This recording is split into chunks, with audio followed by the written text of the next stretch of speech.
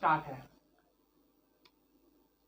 आइए आज हम लोग भारत में राष्ट्रवाद चैप्टर पढ़ेंगे। ये बोर्ड के दृष्टिकोण से काफ़ी इम्पोर्टेंट है। वे बच्चे जो अब की बार बोर्ड का एग्जाम दे रहे हैं, तो भारत के राष्ट्रवाद के परिचय के बारे में हम बताएंगे। राष्ट्रवाद होता क्या है ये पहले जानेंगे। राष्ट्रवाद का मतलब होता है राष्ट्रीय चेतना का उदय, मतलब अपने देश के प्रति प्यार, अनुराग, है ना, ये होता है राष्ट्रीय चेतना। मतलब राष्ट्रवाद का उत्पत्ति फ्रांसीसी क्रांति से ही माना जाता है। अनसट रेनन ने इनका परिभाषा दिया था। राष्ट्रवाद एक ऐसी भावना है, मतलब राष्ट्रवाद एक विचारधारा है जिसमें राजनीतिक, आर्थिक, सामाजिक एवं सांस्कृतिक एकीकरण का आभास हो। मतलब हमारा देश का नाम कैसे हो, हम अपने देश को कैसे जाने, इसके बारे में आज हम लोग पढ़ेंगे। राष्ट्रवाद उदय के बहुत सारे कारण मिलते हैं। पहला है राजनीतिक कारण। हम जानते हैं कि हम लगभग 200 वर्ष हम दूसरे के पराधीन रहे। हमारा देश कई रियासतों में बटा हुआ था। उन रियासतों को एक करने के लिए सब लोगों के जेहन में एक शब्द होना चाहिए, एक विचारधारा होना चाहिए, एक भावना होना चाहिए कि हम किस देश के हैं, है ना। सबको एक सूत्र में बांधने वाली विचारधारा होना चाहिए। आइए, पहला है राजनीतिक कारण। राजनीतिक कारण क्या था? तो भारत में राष्ट्रीय चेतना के जागरण के लिए अनेक कारण हैं, जिसमें पहला है राजनीतिक कारण। इसमें क्या किया? इंग्लैंड के लोगों ने हमारे देश में एक ऐसा कानून लाया, ऐसा नियम लाया, अधिनियम लाया, जो हमारे देश के लोगों को क्रांति के लिए उद्वेलित किया। एक सूत्र में एक जगह एकत्रित होने के लिए प्रेरणा का स्रोत बना। पहला है 1858। 1857 में जो क्रांति हुआ था उसका ये प्रतिफल है। 1858 में सभी देशी राज्य ब्रिटिश साम्राज्य के अधीन आ गए। ये महारानी का उद्घोषणा था। तो सारे हमारे देश के जो रियासत थे, देसी रियासतें, उसको ब्रिटिश साम्राज्य के अधीन कर दिया गया। मतलब इसी जगह से एकीकरण की प्रक्रिया शुरू हो गया। दूसरा था 1878 में, ये काफी इंपॉर्टेंट है, ये आप याद रखिएगा। 1878 में एक एक्ट पारित हुआ, वर्नाक्यूलर प्रेस एक्ट, जो प्रेस पर लगने वाला सबसे कठोर प्रतिबंध था। मतलब आप देसी भाषा में अखबार नहीं छाप सकते हैं, है ना। तो इसको लॉर्ड लिटन ने 1878 में क्या किया? वर्नाक्यूलर प्रेस एक्ट लाया और देसी भाषा में छपने वाले सभी अखबार पर इसने प्रतिबंध लगा दिया। एक अखबार था अमृत बाजार पत्रिका, जिन्होंने रातों रात अपनी भाषा को बदल लिया था इसी एक्ट से बचने के लिए। बताइए, अखबार भी नहीं छाप सकते हैं आप, इतनी बड़ी विशाल जनसंख्या भारत की, उसको प्रेस से दूर किया गया। क्योंकि प्रेस एक ऐसा माध्यम था जिससे लोगों में राष्ट्रवादी भावना, राष्ट्रवाद का जागरण होता था। लेकिन उसी को यहां एक वर्नाक्यूलर प्रेस एक्ट के द्वारा बंद कर दिया गया। फिर दूसरा एक्ट लाया इंग्लैंड ने, ये था 1779 में आर्म्स एक्ट। मतलब कोई भी भारत के लोग आर्म्स मतलब अस्त्र शस्त्र नहीं रख सकता है। ये जिस देश के हम निवासी हैं और उस देश के लोगों को अस्त्र शस्त्र रखने का अधिकार नहीं दिया गया था। अगला है 1883 में इल्बर्ट बिल लाया गया। यह एक ऐसा बिल था जिसमें भारत और यूरोप के जो वकील थे और जो भी मुकदमा था वो सामान्य अदालत में उसको पेश किया जाना था, और इसका यूरोप के वकीलों ने विरोध किया। ये भी कारण बना।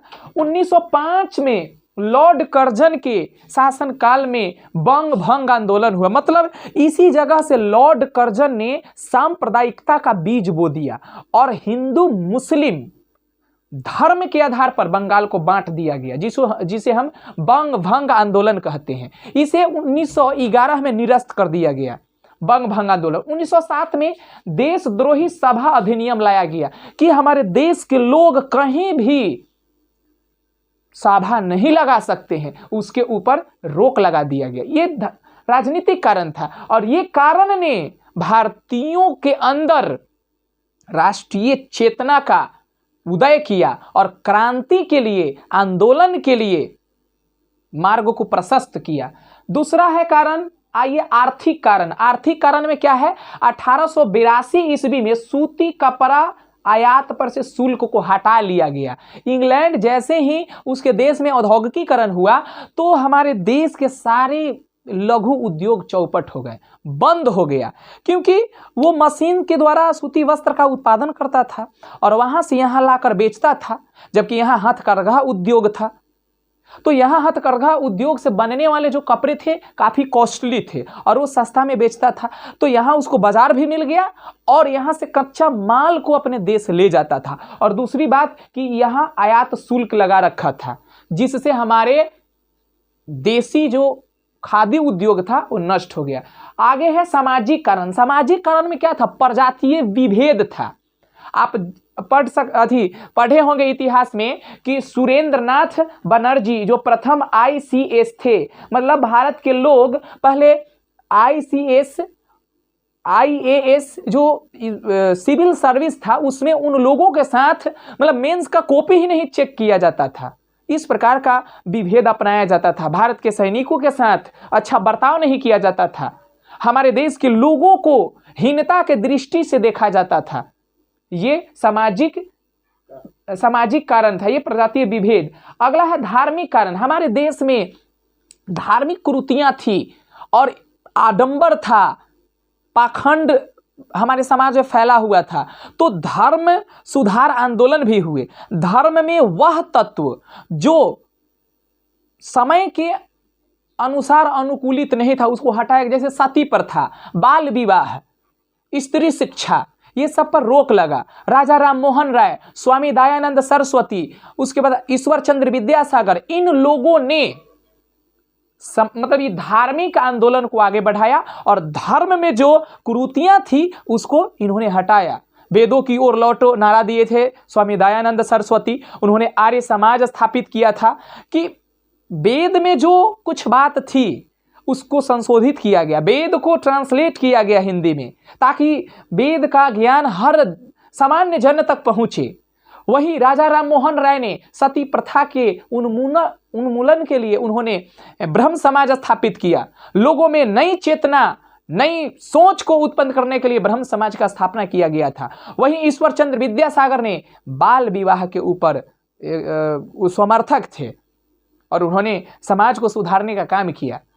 स्वामी विवेकानंद ने रामकृष्ण परमहंस, वेल्लूर मठ जैसे संस्थाओं को आगे बढ़ाने का काम किया, लोगों को शिक्षित करने का काम किया। आगे है प्रथम विश्व युद्ध का प्रभाव। 1914 से लेकर 18 तक जो चला ये प्रथम विश्व युद्ध, इसका प्रभाव हमारे भारत के ऊपर भी पड़ा। यहाँ से बड़ी संख्या में लोगों को सैनिक के बहाली के लिए ले गया और भारत के जवानों ने प्रथम विश्व युद्ध में लड़ा, प्रथम मोर्चा पे रहा।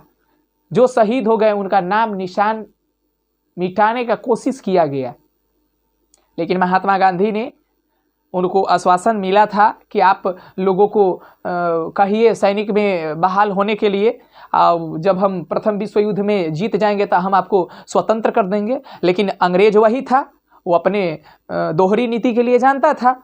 जब प्रथम विश्व युद्ध जीत गया तो उसका रुतबा ही बदल गया। 1918 के बाद उसका रूप चेंज हो गया। आइए हम बताते हैं कैसे रूप चेंज हुआ है। देखिए 1918 में प्रथम विश्व युद्ध समाप्त हो जाता है तो ये अंग्रेज देखिए क्या करता है भारतीयों के साथ। ये पहला काम करता है कि 12 मार्च 1919 को एक कानून लाता है, रॉलेक्ट कानून, जिसको काला कानून कहा गया है। रॉलेक्ट कानून क्या था? रॉलेक्ट कानून एक ऐसा एक्ट था जिसमें भारतीयों को गला घोटने का काम किया। न इसका कोई वकील था, न इसका कोई अपील था, न इसका कोई दलील था। इसको काला कानून की संज्ञा दी गई। मतलब इसका उद्देश्य था कि संदेह के आधार पर किसी भी व्यक्ति को पकड़ लेना कि ये क्रांतिकारी है या आंदोलन में संलिप्त है। ये था। जिस देश में हम हैं, क्या उस देश में विचार अभिव्यक्ति की आज़ादी नहीं थी?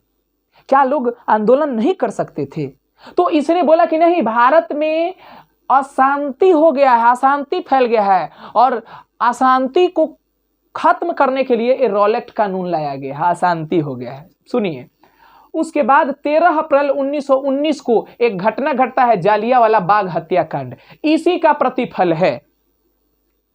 जैसे कानून आया तो यहाँ 6 अप्रैल को पंजाब की धरती जो काफ़ी गर्म है, आज भी है, पहले भी था, वो क्रांति का स्थल है, अमृतसर नामक स्थान पर यह घटना घटी थी 13 अप्रैल 1919 को। वहाँ के स्थानीय नेता डॉक्टर सत्यपाल और किचलू जो जाने माने नेता थे, युवाओं के नेता थे, अंग्रेज को लगा कि नहीं ये धरती गर्म है, यहाँ से क्रांति फैल सकती है, इसलिए उन दोनों को नज़रबंद कर दिया गया। नज़रबंद कर देने से वहाँ के लोग बोले कि इनको नज़रबंद क्यों किया गया, और वहाँ कर्फ्यू लागू कर दिया गया। लेकिन लोगों को पता नहीं था। 13 अप्रैल 1919 ईस्वी को जालियांवाला बाग में लोग एकत्रित हुए। उस दिन बैसाखी पूर्णिमा भी था। लोगों को पता नहीं था कि यहाँ सैनिक शासन लागू है, और जनरल डायर आया और अंधाधुंध गोली बरसा दिया। वही घटना जालियांवाला बाग हत्याकांड कहलाया। इतनी मतलब निर्मम ये कांड था कि मत पूछिए। आज जब हम इसकी कहानी पढ़ते हैं ना तो खून खौलने लगता है। आज हम किसी भी अवसर पर 15 अगस्त हो या कोई भी अवसर हो, जब वहाँ मंच पे चढ़ते हैं तब पाकिस्तान को ही कोसते हैं। अरे पाकिस्तान को छोड़ो ना, पहले इसको कोसना चाहिए। अंग्रेज ने हमारे साथ ऐसा बर्ताव किया है, पता नहीं लेखक को कवि को, वीर रस के कवि को अंग्रेज के प्रति क्या है क्या नहीं। सारा कविता और कहानी पाकिस्तानी के ऊपर है, पाकिस्तान ये है वो है। पाकिस्तान से बाद में हम फरियाएंगे, पहले जो हमारे साथ ऐसा काम किया है उसको ना पहले कोसेंगे। आगे आइए, खिलाफत आंदोलन। जब 1918 में जब प्रथम विश्व युद्ध जीत गया मित्र राष्ट्र, केंद्रीय शक्ति हार गया, तब तुर्की के जो खलीफा था ना, वो इस्लाम जगत का सबसे प्रतिष्ठित पद था, वो उसको खत्म कर दिया गया। इंग्लैंड ने बोला कि इस पद को खत्म कर दिया जाए। इसलिए भारत के मुसलमानों ने, जिनका नाम था अली बंधु, दोनों भाइयों ने मिलकर और खिलाफत आंदोलन शुरू किया। मतलब खलीफा के पद के लिए, प्रतिष्ठा के लिए 1920 में खिलाफत आंदोलन भारत में शुरू हुआ। अब देखिए कैसे कैसे क्रांति फैल रहा है। उसके बाद ये आंदोलन चला, उसके बाद है असहयोग आंदोलन। 1920 से शुरू हो गया, 1920 से 1922 तक चला। ये महात्मा गांधी का, इसमें कुछ हमने डेट को हाइड कर लिया है, नेक्स्ट वीडियो में हम आपको बता देंगे, क्योंकि ये भारत में राष्ट्रवाद के बारे में समझाना था और इससे आपको ऑब्जेक्टिव क्वेश्चन भी बनेगा। यह है असहयोग आंदोलन, 1920 से 22 तक चला और 22 में जाकर ये आंदोलन अचानक बंद हो गया। असहयोग का मतलब होता है कि हम सहयोग नहीं करेंगे। मतलब महात्मा गांधी का विचार था कि भारत में जो भी शासन व्यवस्था संचालित हो रहा है उसमें हमारे देश के लोगों का बहुत बड़ा योगदान है। इसलिए उन्होंने बोला कि अपना सेवा वापस ले लीजिए, अंग्रेज अपने आप यहां से चल जाएंगे। तो 1922 में गोरखपुर में घटना घट गई, चौरी चौरा हत्याकांड। चौरी चौरा हत्याकांड में क्या हुआ कि शांतिपूर्वक सत्याग्रहियों का मतलब जत्था जा रहा था, लेकिन उसके ऊपर वहां के स्थानीय पुलिस ने गोली बरसा दी, जिसके कारण कुछ सत्याग्रही मर गए और सत्याग्रही ने इसका बदला लेने के लिए जेल को घेर कर और किरासन तेल छीट कर आग लगा दिया। 22 पुलिसकर्मी जल गए। जब ये घटना महात्मा गांधी को पता चला तो ये सत्य और अहिंसा पर आंदोलन को लाए थे। इन्होंने बोला कि इसमें अहिंसा आ गया, भले हिंसा आ गया, अहिंसा नहीं हिंसा आ गया, इसलिए इन्होंने आंदोलन को वापस ले लिए। इनका विचार था कि हम अहिंसा के ऊपर ही आंदोलन को संचालित करेंगे। अगर हम मारते हैं तो हम अपने लोगों को मारकर स्वतंत्रता नहीं लेंगे। अचानक इन्होंने असहयोग आंदोलन को वापस ले लिया। इससे हमारे देश के नौजवान हतोत्साहित हो गए कि इतना बड़ा आंदोलन को वापस क्यों लिए, नहीं लेना चाहिए हमारे दृष्टिकोण से। उसके बाद आइए, पुनः 6 वर्ष तक फिर भारत में छीट फूट घटनाएं घटते रही और फिर अंग्रेज लाता है एक और नियम, साइमन कमीशन 1928 में। इसका उद्देश्य क्या था कि भारत का सर्वेक्षण करने आया था। भारत में चुनाव होने वाला था और इस कमेटी में एक भी भारतीय व्यक्ति को शामिल नहीं किया गया था। इसमें 7 सदस्यीय टीम था। सर जॉन साइमन की अध्यक्षता में यह कानून बना था, साइमन कमीशन। और साइमन कमीशन भारत आया, इसलिए इसका स्वागत काला झंडा दिखाकर किया गया। लोगों ने इसका स्वागत किया काला झंडा दिखाकर, और ये सविनय अवज्ञा आंदोलन के मार्ग को प्रशस्त करता है। इसी आंदोलन के विरुद्ध में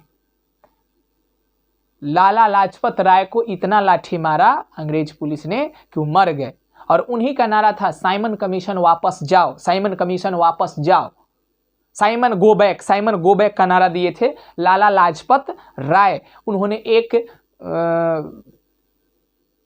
मतलब युक्ति बोला कि मेरे सर पे एक एक लाठियों का प्रहार एक दिन अंग्रेज शासन के ताबूत का कील साबित होगा, उन्हीं का युक्ति था।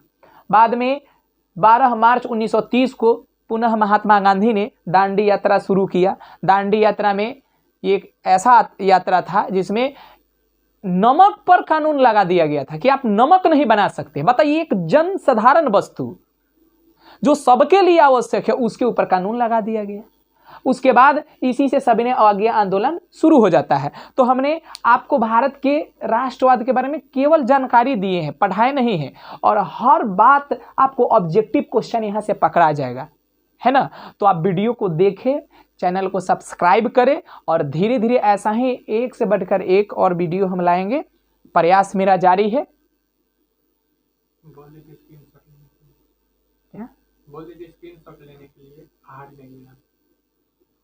पूरा खाली का बोल दीजिएगा, स्क्रीनशॉट ले लो। हाँ, उसको काट देना है ना। ये जो भी बोर्ड एग्जाम देने वाला विद्यार्थी है वो इसका स्क्रीनशॉट ले लेगा और लिखेगा, कॉपी पर लिखेगा। कॉपी पर लिखिए, याद कीजिए, पढ़ने वाला व्यक्ति कभी भी नहीं ऐसे खाली वीडियो देखता है। हो गया।